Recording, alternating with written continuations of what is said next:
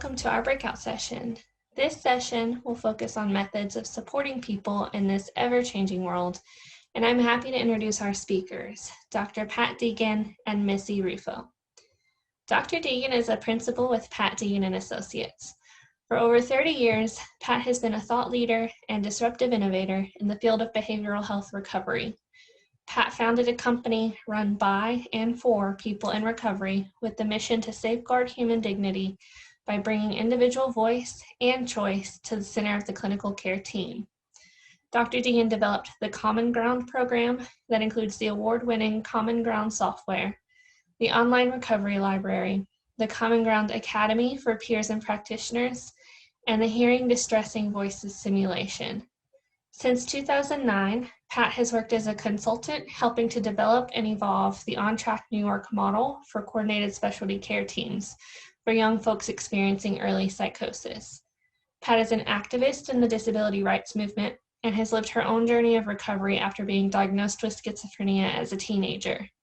She's held a number of academic appointments, has numerous publications, and has carried a message of hope for recovery to audiences around the world. Missy has been working for Pat Deegan and Associates since 2015.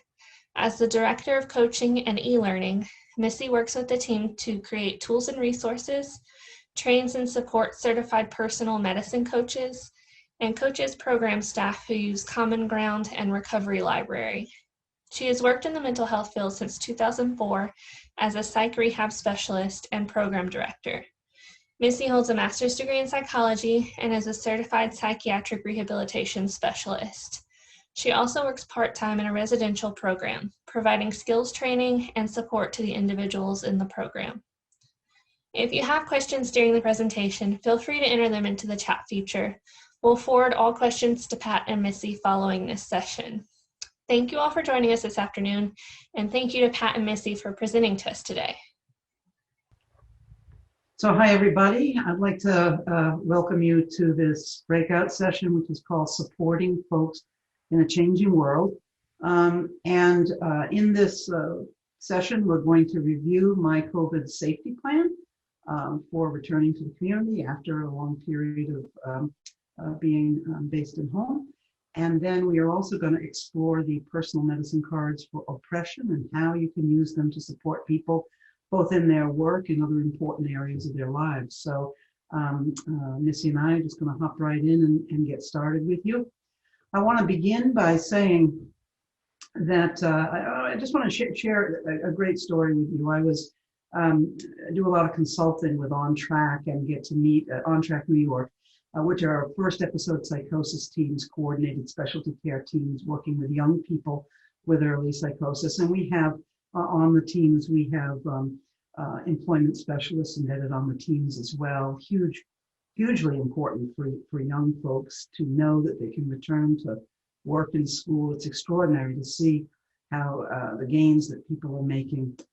In any case, I've been really inspired during the pandemic by some of the work that I'm getting to see done out there in the field. Like I say, during a worldwide pandemic. And there was this one particular nurse whose story has really, I'm holding the story in my heart really because he tells the story of working, he's a nurse prescriber and a psychiatric nurse prescriber.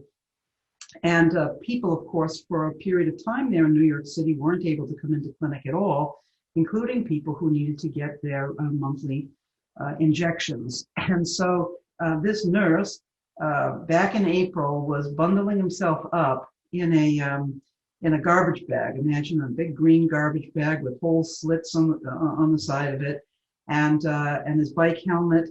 And he would get on his bicycle and he would ride out into the city because he didn't want to risk, taking public transportation, the subway, the buses, etc. And so he would ride his bike, and he talked about how he could get to perhaps 2 people's homes a day, pedaling with his satchel full of, and his N95 respirator mask, and he'd get out to someone's house and get them the medications that they needed, get them the injection. Family would be so grateful. And then he would move on to the next house. And like I say, maybe getting 2 folks done a day. And from my perspective, seeing this nurse and imagining what he would look like in action, I said to myself, man, people have so much courage. Think of all the courage that these colleagues have in continuing to provide uninterrupted services to vulnerable populations, even during a global pandemic. And then as I thought about it, I began to reflect on the nature of courage, because here was I up in Massachusetts and saying that nurse, these on-track teams, these mental health workers are so courageous. And I asked myself, did that psychiatric care provider feel courageous? And I came up with the answer, no, he was not feeling courage per se. I think courage is an interesting phenomenon. I think courage is an attribute that we prescribe to people who are remaining steadfast and determined and goal-oriented, even when fearful and afraid, even when things are uncertain and there is adversity. I think that's what courage is about, Think about the nurse. I mean, what he talked about was that he was scared and that he was nervous and that he was concerned about getting the virus and bringing it home to his loved ones. And yet, in the face of his fear and the very real risk of getting the virus while out in the city at that time, he remained steadfast in his commitment to his goal, to his mission, or I would say to his vocation, his calling to be there to serve people with psychiatric disorders and to support them in making their recovery. So that's really a powerful story that I wanted to share by way of saying thank you for your fear, for your uncertainty, but your steadfastness, right, in the face of the risk of being out there working with folks during this pandemic. Thank you for all that you're doing on that level. It really means a lot to me and my people. Now, with that said, here at my small company, we have been very involved in helping people who are challenged with their own mental health challenges to begin thinking about how can I get back out into the community now that these stay-at-home orders are beginning to lift.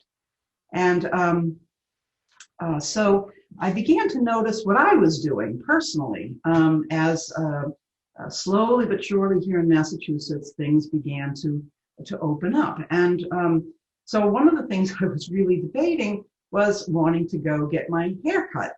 And it had gotten long and shaggy, and I had, like many of us, had my COVID due, and I really wanted to get rid of it. And so honestly, I began thinking about, okay, how can I go back to my hair salon and get my hair cut? And it's interesting because, of course, I read the CDC guidelines, and of course I was familiar with the World Health Organization and their guidelines, but those are really big abstractions, right?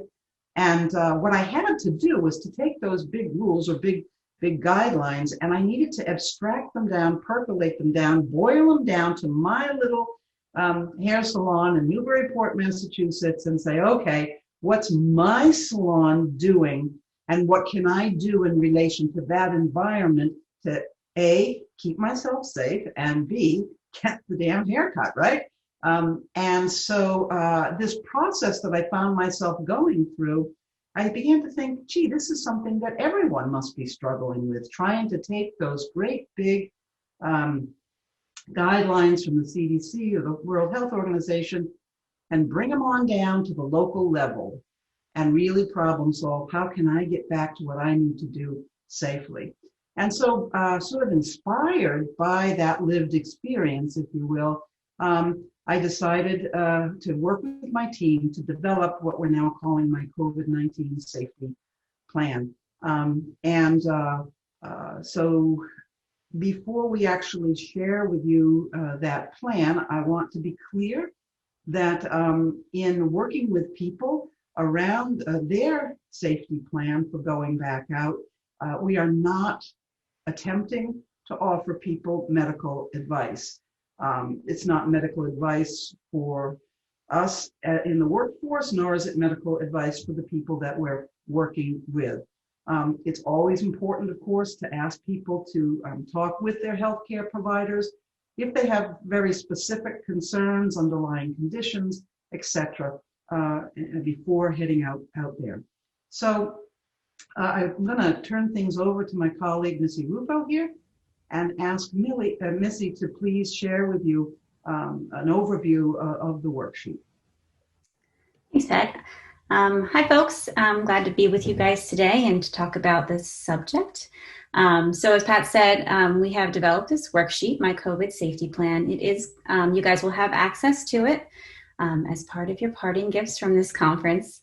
And you'll have it both in English and in Spanish. The worksheets are also form fillable, which is really helpful when folks are not meeting face-to-face just yet. In many parts of the country, I know a lot of people are still providing virtual or telehealth visits with folks. So it's a nice way to be able to, you can jump on a call with somebody, you can email it to them. If you have the ability to jump on a video conference, you can share your screen like I'm doing and go through the worksheet together.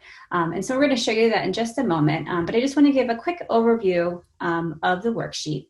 And like Pat said, we all heard these things from the CDC guidelines and our local and state officials telling us how to be safe. But it can be a little bit overwhelming, and sometimes we don't always think about all of the things that we can do to keep ourselves safe. So this worksheet's a really helpful tool to get the conversation started with the folks that you're supporting, especially if folks are trying to get back to work and making sure that they're staying safe. So I'm just going to quickly go over how I'd use the worksheet and explain the sections.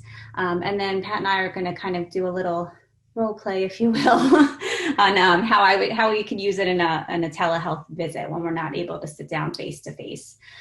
So, again, it's reinforcing the fact that as restrictions are lifted and folks are trying to get back to as normal of a life as possible, that it can be scary.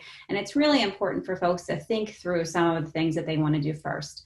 So we've identified some pretty basic things that a lot of people missed out on doing while they were in quarantine or unable to be out in things like salons and going out to eat or going to the gym and things like that. And we've kind of highlighted them in these areas. So you can go through and ask folks, what are some of the things that you're interested in doing? Oh, maybe I want to go back to the gym. You can just put a check there. And then we've also added some blank spaces for folks to identify additional things that they want to do. And then the next step is to ask the person, let's focus on one thing at a time. What's the most important thing you want to focus on getting back to first, so that we can make sure that you're going to be able to stay safe in doing that activity. If we go from, I'm all of a sudden I haven't been able to do anything and now I have 5 things I want to do, it can be a little overwhelming to try to remember which things we need to do at those places. So once the person has identified the activity they want to go back to first, it's really important to review the pros and the cons of returning to that activity with folks. And then once you've done that, there's a safety plan and some additional things that folks can think about in order to prepare and to maintain their safety and going back out into that environment. So Pat and I have been working together for a while. I'm her employment specialist, and we are meeting today on a telehealth visit. So Pat, how are things going? Hey, Missy.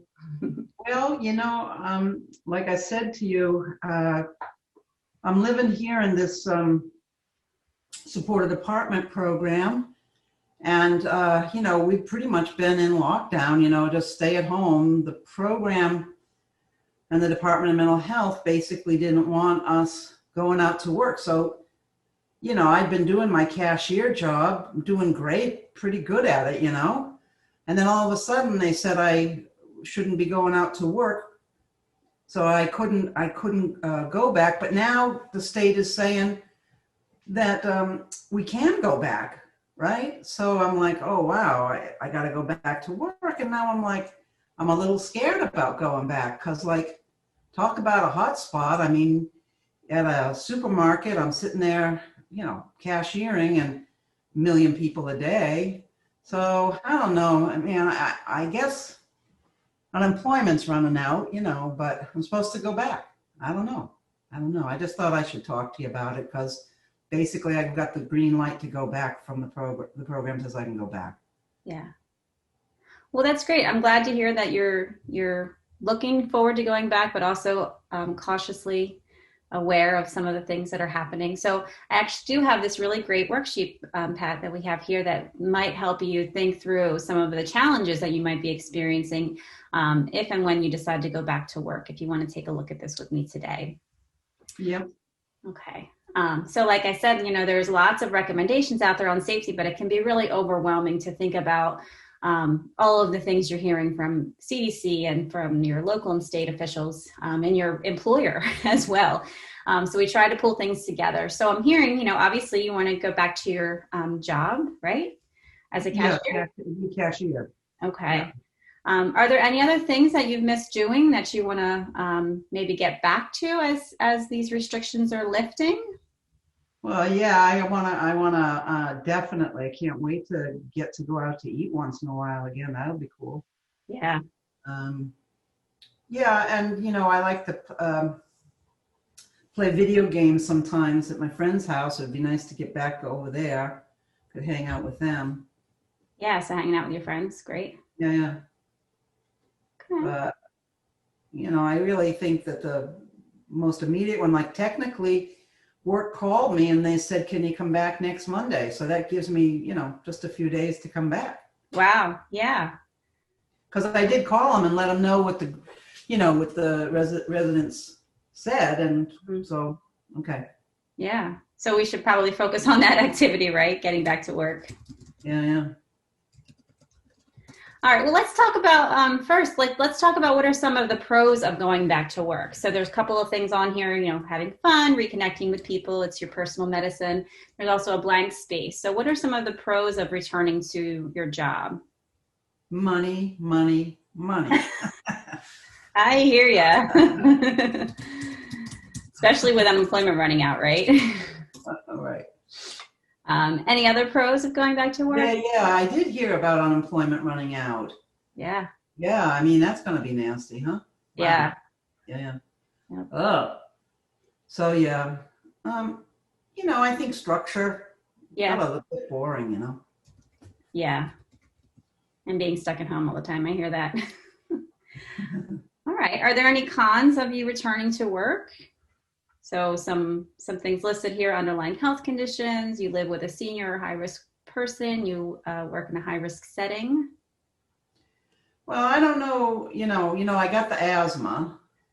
Okay. I've had that asthma since I was a kid. So yeah, the asthma is not good with the virus, that's for sure. Yeah. But, my doctor says it's totally controlled, by my inhaler. So but maybe I should check with the doctor. I don't know. Yeah. But basically, my doctor never said don't do something, right? Okay. And I also think that, I don't know the technical definition, but I think being a cashier, I'm going to see a heck of a lot of people every day. Absolutely. Even though I'm just there for a few hours every day, I mean, I'm going to see a lot of people. Yeah. And the other thing is, I really don't want to get my boyfriend sick. If I get it, Okay. that would be awful for me. Yeah. I'm scared of that. And you guys live together, right? So you'd have that risk of bringing it home. Yeah. Yeah. Yeah. So really important things to consider as you're making this plan to go back to work potentially, and to find some really safe ways to be able to do that. All right, so let's take a look at some of the ideas. So like I said, this list is really helpful because it gives us some ideas of things that we might not always think about. Like for me, one I don't think about is, walking or riding a bike instead of ride shares or public transportation, because I don't use public transportation. So, but I know for a lot of people, I know you said you were having some struggles with your car when we last talked. Is that still something that? It's funny. I hadn't thought of that, but I'm having some kind of starter trouble, and I don't have the money to get it fixed right now.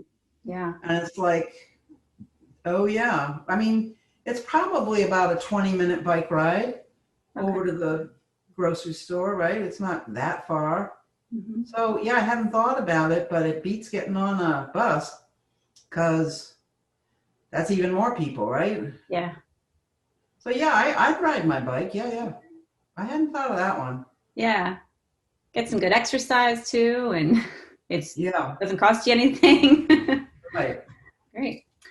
So let's look through the rest of this list. Are there other things that you would Of plan to course, do? I'd wear a mask, right? Sure. I mean, I think the store even makes you wear a mask, right? Yeah. Um, I think probably the store's got a ton of sanitizer all over the place. I hope so. But I'd have to check on that, wouldn't I? Yeah.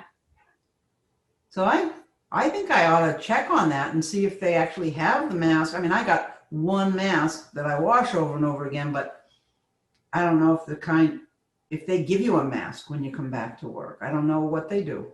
Yeah. So maybe calling ahead and asking, that's a pretty important question to find out. What are the safety precautions? Yeah, I'm sure they've got some that I'm gonna have to do, so I might as well know the rules anyway, right? Yeah. Um, I don't know, maybe they've got rules about, maybe they've got the disinfectant right there and you wipe down the register and the credit card machine. I don't know, but that's another one I should check out, right? Yeah. Yeah.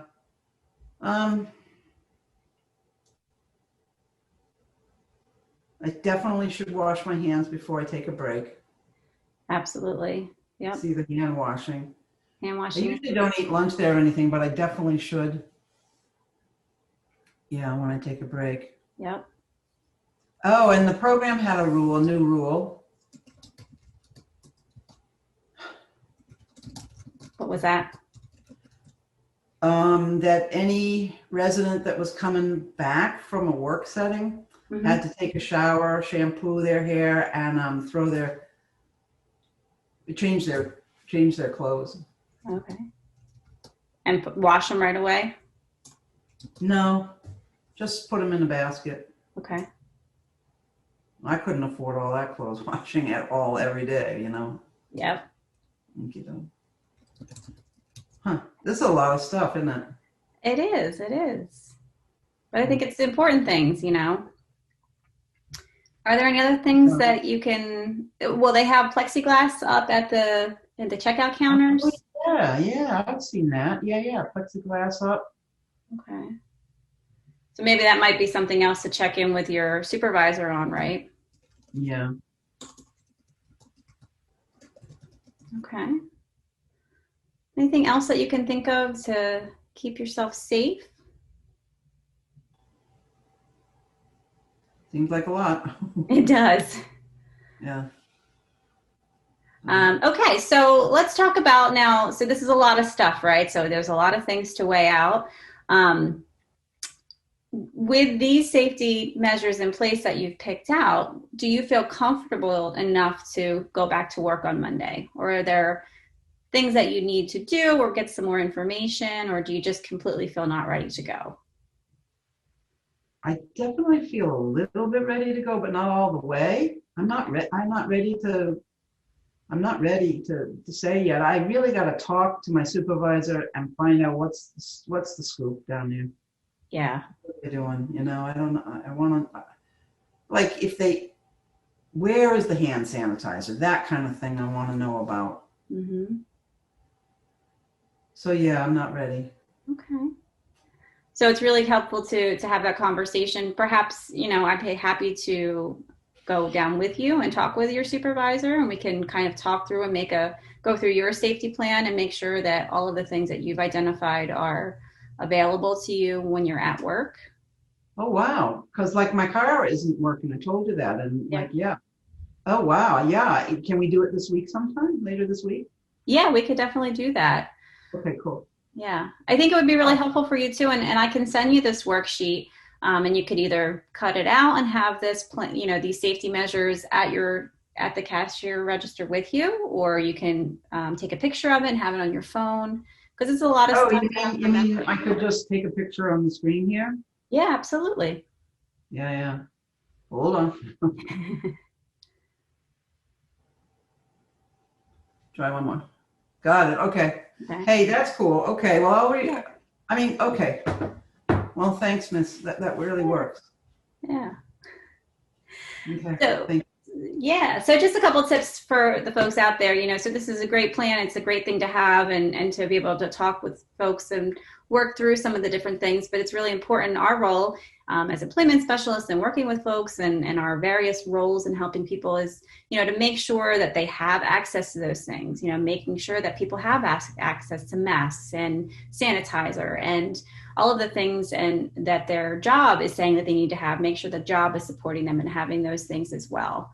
And researching some precautions, checking in with a person's family doctors. Pat mentioned, I have asthma, but my doctor never really said I couldn't.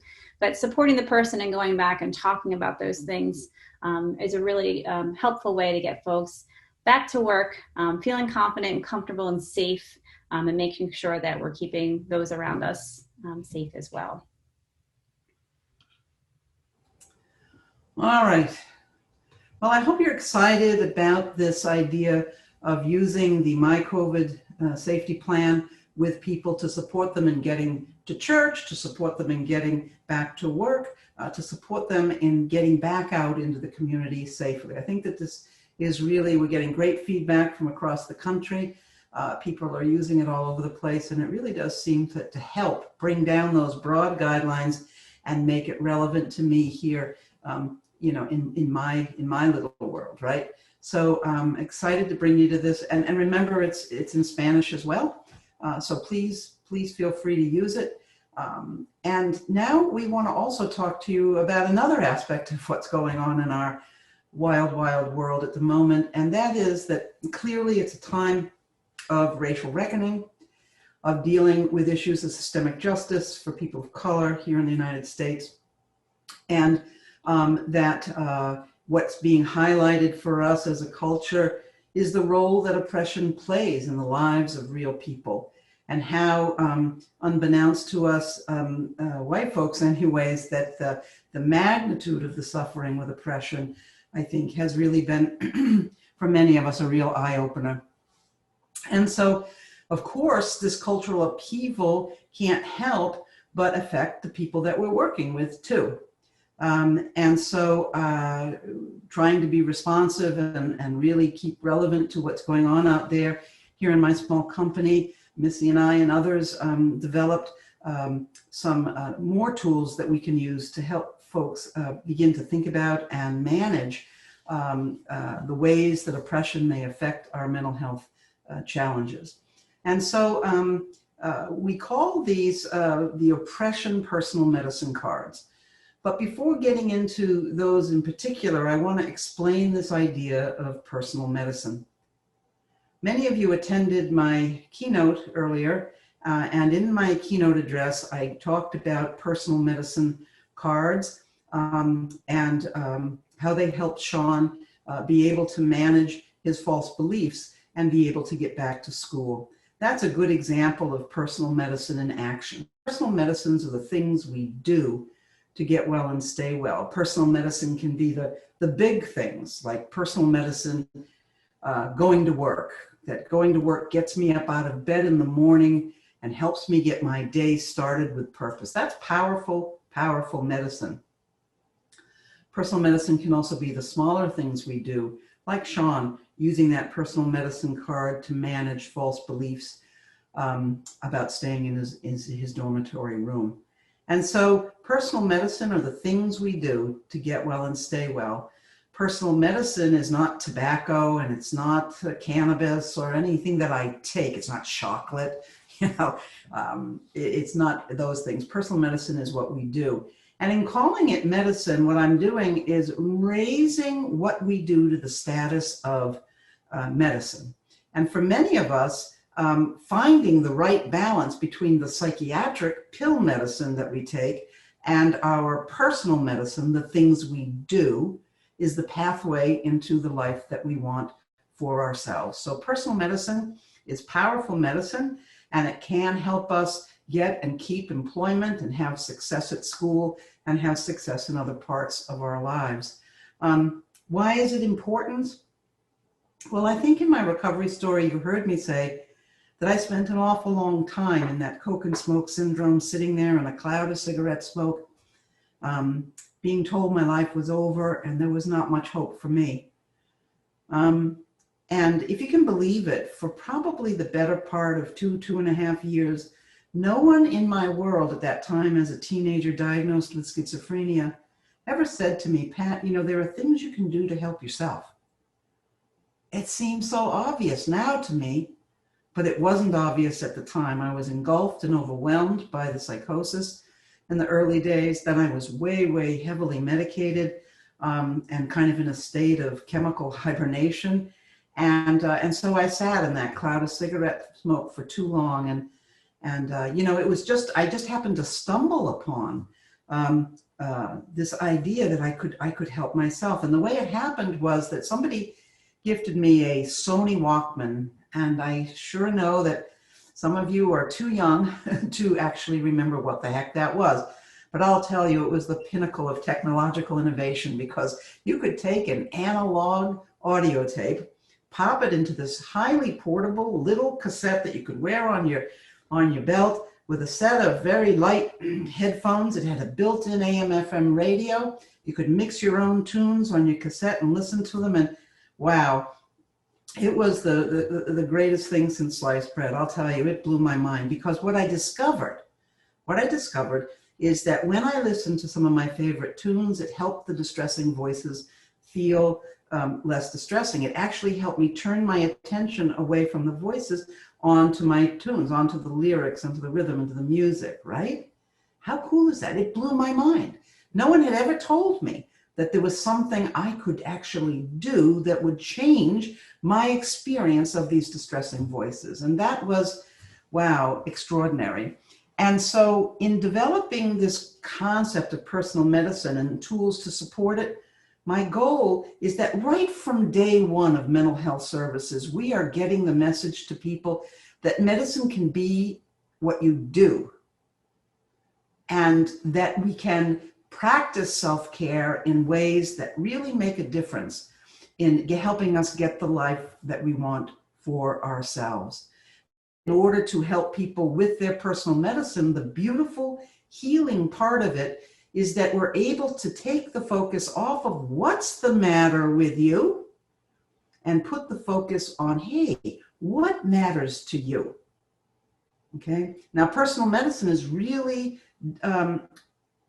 really powerful medicine, and it's really different than coping strategies. A lot of people say, "Oh, Pat, personal medicine, it's catchy, but hey, it's just a coping strategy." And I'm like, "Nah, it is not just a coping strategy." Coping strategies are very, very general. Personal medicine is personal. Personal medicine cards, for instance, need to be personalized in order for people to use them to maximum effect. Personal medicine cards, by the way, which we'll be talking about here today a little bit more, are, can be done on a piece of paper. And I keep one around my office, and on one side, there is a strategy I can use, and on the other side, I personalize that for myself. But they're handy. You can photograph them. You can keep them on your phone as a good reminder. And so that's a little bit about personal medicine. And I'm going to turn it over to Missy to tell us about the cards. So real quick, I just want to show you guys, so you're also, in addition to the English and Spanish versions of the COVID safety plan worksheet, you're also going to get English and Spanish versions of our personal medicine cards for oppression. And we're going to review them a bit more in a moment, but I just want to talk really quickly with you about personal medicine cards. So, you know, we here at Pat Deegan and Associates have multiple, I think we have about 20 categories of personal medicine cards. And they're beautiful things because they are specific strategies that have been developed from lived experience to support people in finding new ways to manage various challenges that they may be experiencing. And as Pat said, you know, it's one thing to say, okay, we have a coping strategy. For instance, I know many people, myself included, that taking a walk every day is part of their is a coping strategy or a wellness tool that they're using. But that strategy of taking a walk and how it helps us as individuals is very, very different.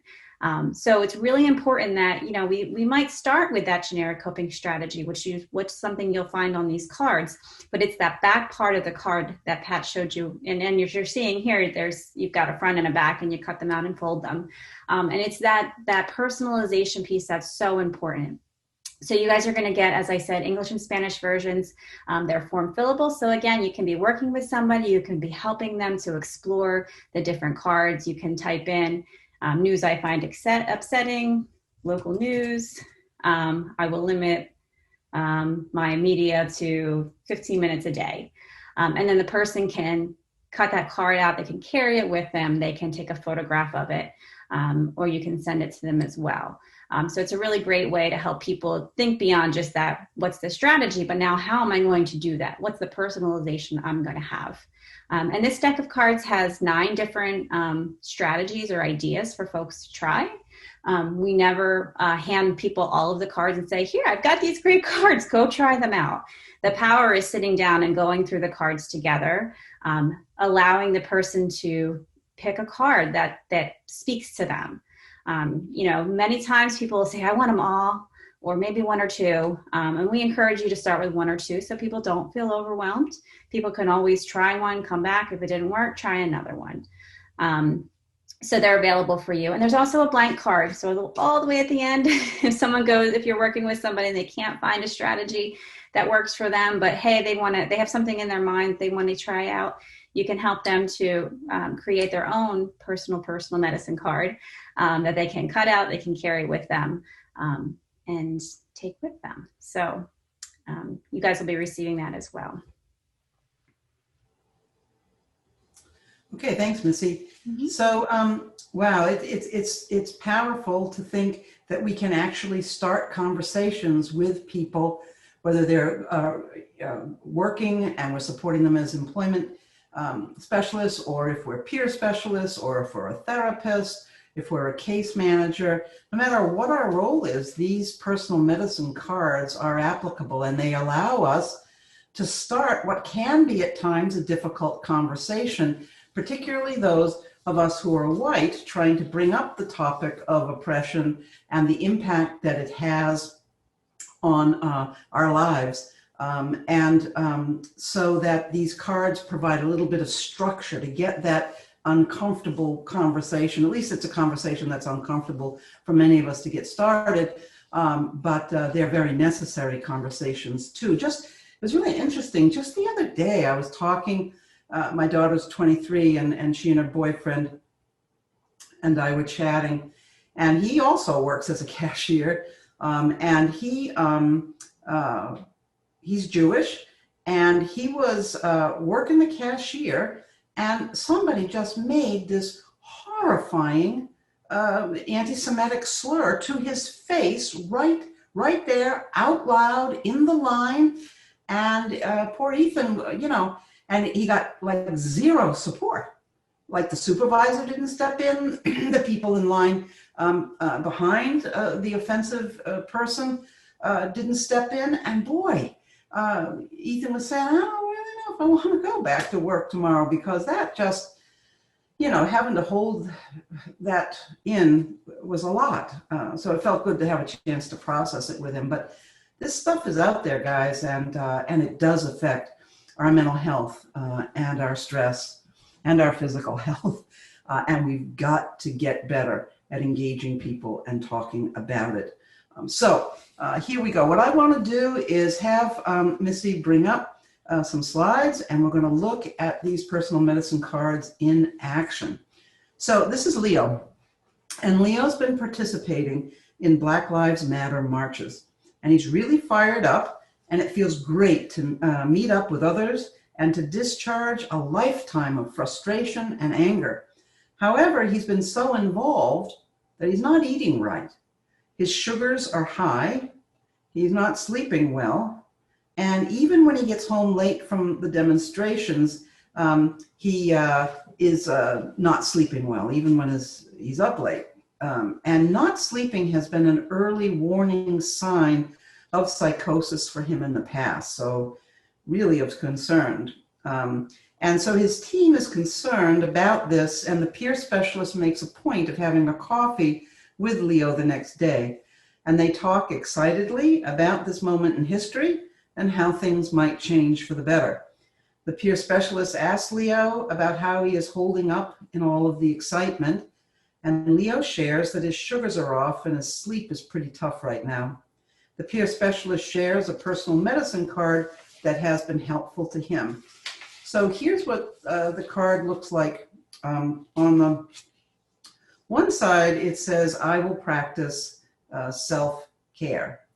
And then on the second side of the card, there's a more detailed strategy. And it says, poet and activist Audre Lorde said, caring for myself is not self-indulgence, it is self-preservation. And that is an act of political warfare. In the struggle against oppression, it's important to take time out, disengage from the struggle, and care for ourselves. And here's the part that begins to, where Leo has an opportunity to begin to personalize with the peer specialist. So it says, I'll know it's time to practice self-care when, and he says, when I go a night with less than 4 hours sleep.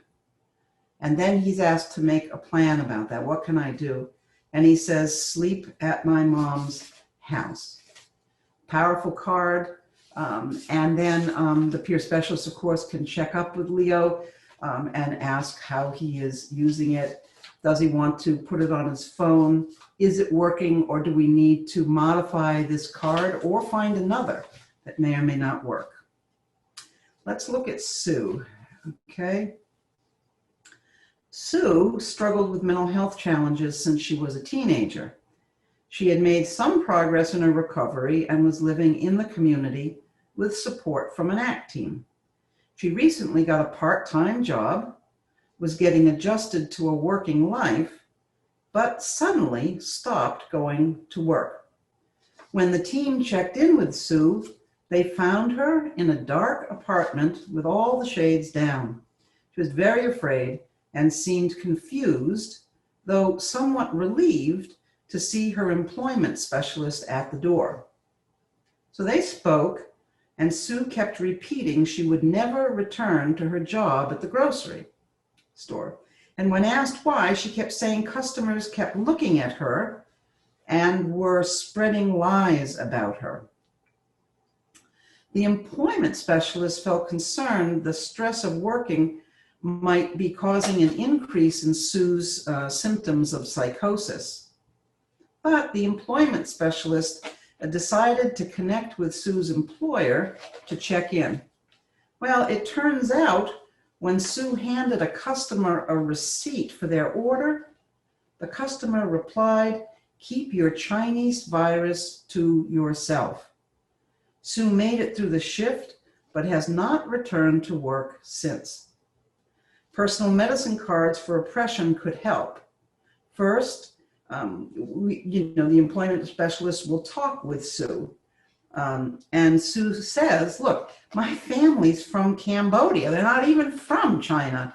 And then the employment specialist really needs to get in there with Sue and affirm the reality of this racist remark that she was on the receiving end of. And then the need to process that experience. It's a very wounding, startling, stunning, phasers on stun kind of experience to be the object of this kind of hate. And so the need to process is really deep for folks, right?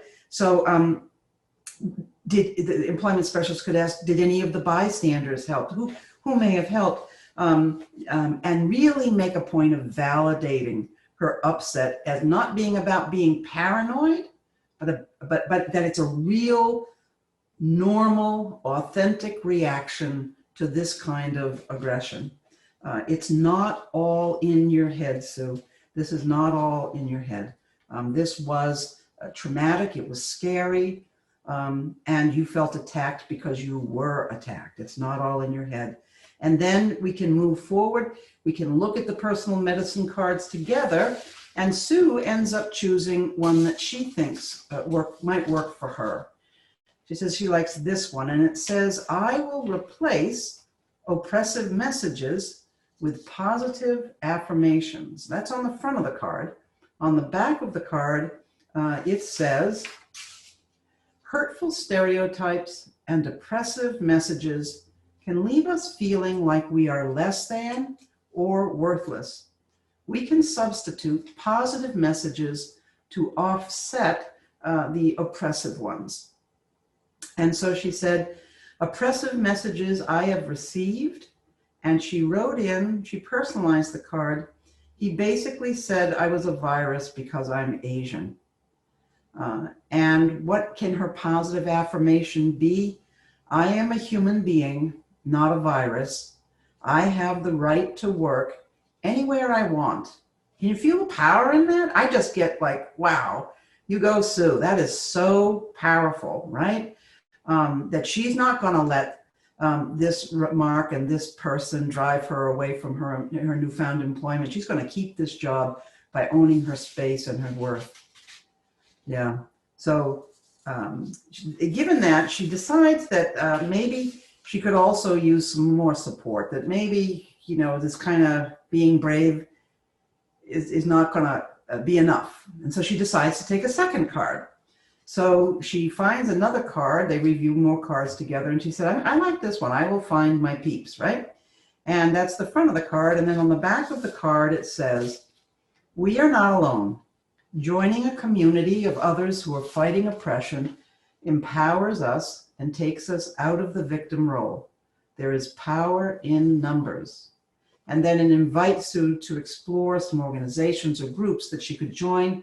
And she decides to join and hook up with Stop AAPI Hate. And she says that I will fill out the incident report, which is an online site where if you're Asian or a Pacific Islander, that you can go to this website and report any hate that's come your way based on racial prejudice and oppression. And it's a way to get her voice amplified amidst the voice of others who have experienced what she has. So she thought it was a powerful way that she could let the world know what happened to me. And it's so impressive. It takes a lot of courage. So you go, Sue. I love it. All right, one more before we have to finish up. This is Ebony. Ebony made it out of rehab and is back living with her sister. She's being served by an ACT team and recently decided to finish her GED at a local community college. She gained a lot of weight while at rehab and is continuing to gain at her sister's place, where she's living now, of course. So she shared with her nurse that she's disgusted by herself for losing control with food. And the nurse reflected that disgust is a pretty harsh word. And she reminded Ebony that she was a beautiful woman. And this really pissed Ebony off. She didn't like that. She says, oh, great, a beautiful fat girl. And again, the nurse was really struck by these harsh words. And she asked Ebony where she had heard such things. And Ebony said, it's everywhere. We are all supposed to be a size 2. The nurse was familiar with the widespread body shaming of women in all sorts of media. She suggested maybe Ebony might be interested in a personal medicine card. And so they looked at the cards together, and here's the one that Ebony chose. I will name the oppression I experience. And then on the back of the card, it offers, there are many types of interpersonal and systemic oppression that affect our mental and physical health. Examples of oppression include racism, homophobia, and sexism. Naming the oppression we experience and how it affects us can help. And then, she personalizes the card. She said, I've been culture bombed with the message that I'm never thin enough, and I'm done believing that message, right? I'm going to fight to end the shaming of women's bodies. And how she says it affects her is that she's going to get involved in the body positive activism group on Thursdays at 7. And one of the things that she said about that was this oppression card helped me think about my situation differently. What I'm going through is not all in my head. The body positive activism group is amazing. I learned one of my triggers for drinking was being ashamed of my body. Now at the center, I'm helping to teach younger girls that they're beautiful just the way they are. I would be a hypocrite if I talked trash about myself for being the body I am. If I can do it for the girls, I can do it for me too. So I hope you feel uplifted by these stories of how the oppression personal medicine cards work. Missy's going to give you some tips for how to incorporate them into your work. Yeah, so just a couple of quick tips, things that I have found helpful in my own work and folks that we've worked with all over the world have found helpful is, for staff to become very aware and knowledgeable about the cards, making sure that you go through the cards, reviewing them together in a staff meeting can be really helpful. Having those cards printed out and ready to go so that when you're talking with somebody and something comes up, you can pull out a card. Or you can have the cards downloaded on your phone or your laptop or things like that. A lot of places like to just have the cards out available in a waiting room as well, so folks can come and they can look through the cards. Again, grab one that speaks to them and they can take it with them. They can go back to someone, a staff member, and say, hey, tell me more about this card. How do I use it? And can incorporate it into what they may be experiencing. They're great for groups. I don't know how many of y'all are doing groups out there, but in the times that we're living in, oppression is a really big thing that's happening right now. So I can imagine if you're working with a group of folks who are trying to go back to work, who may have experienced some oppression, you can have a group and introduce these cards to folks. You can go through each of the cards together. What I like to do is I like to hand out the cards to people and have each person read the card out loud. It's really becomes like this great activity because people are like, oh, I want that one, give me that card, or this one's terrible for me, I don't want this, get rid of this one. But there's this really great peer support that happens and that people start to identify new strategies that they can use to address that challenge of oppression. So it works really great in a group setting, handing out those cards with folks and have those discussions started and having folks feel that support that they're getting. Figuring out what works best for the folks that you're serving for the team is obviously something that your team can come up with together, but definitely reviewing the cards and getting, very aware of them and how to use them can be really powerful stuff. Thanks, Missy. Thanks, Missy. It is powerful stuff. And don't forget those blank personal medicine cards too, because the blank cards really allow people to get very creative and discover their own incredibly unique personal medicine. It's surprising how many people love the blank cards, so don't forget the blank ones too. So these are fabulous tools that are going to help you do your job better. If you want to know more about our Conspiracy of Hope, if you want to know more about what we offer and maybe get your hands on a whole bunch more categories of personal medicine cards, managing distressing voices, trauma, etc., go on over to pat@patdeegan.com. That's our website. And you will find lots of information and also be able to get in touch with our community, which is a Conspiracy of Hope supporting the recovery of people diagnosed with serious mental illness. Have a great day, and thank you for all you do. Thank you, Missy. I hope you all enjoyed this fantastic presentation. Thank you again to Pat and Missy for being here with us today. If you're interested in learning more about Dr. Deegan's mission, or if you have additional questions following this presentation, please visit patdeegan.com. We'll take a short break, and our closing journal session will begin at 2:50 Central, 3:50 Eastern. Have a great afternoon.